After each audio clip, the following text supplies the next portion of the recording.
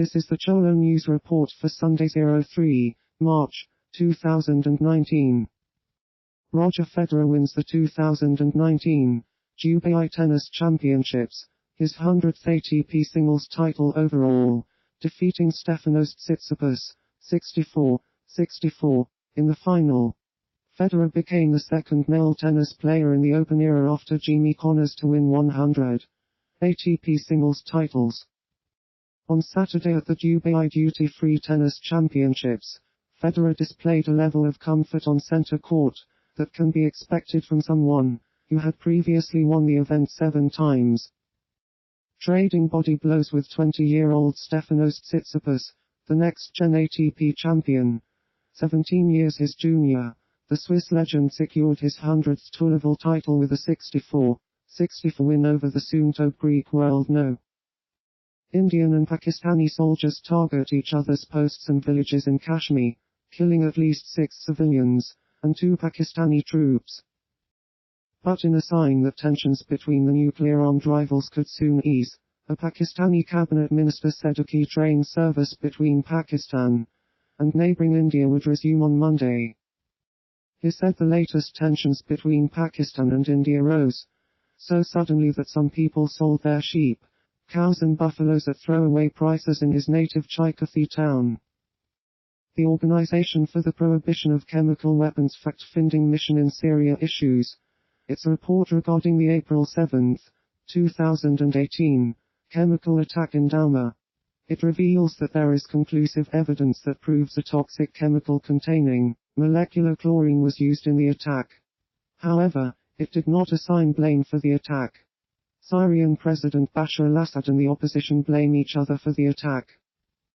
The FFM has previously determined that the use of chlorine, sulfur mustard, and sarin as chemical weapons took place in other incidents in the Syrian Arab Republic.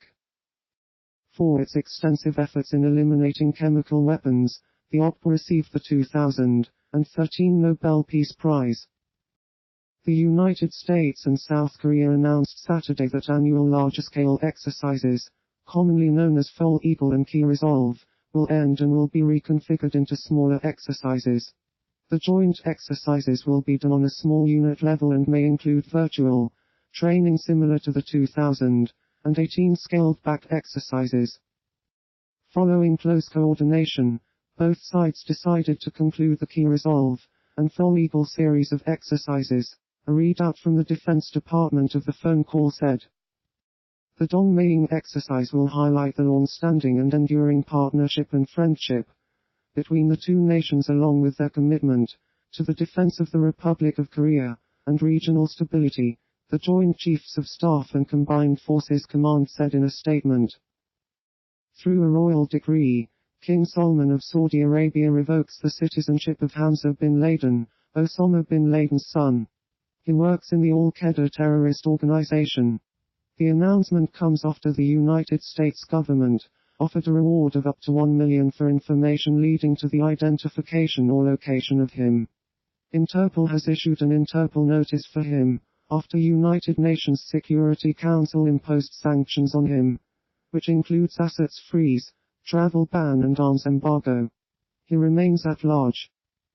This is an example of history rhyming, said Thomas Joslin, a senior fellow at the Washington-based Foundation for Defense of Democracies who studies Al-Qaeda and the Islamic State of Iraq and Syria. The State Department said this week, in announcing its $1 million reward, that Hamza bin Laden has urged his followers to launch attacks against the US and its Western allies. In January 2018, bin Laden released a video on behalf of Al-Qaeda, denouncing Saudi Arabia and calling for the overthrow of the monarchy, in an effort to recruit viewers to Al-Qaeda.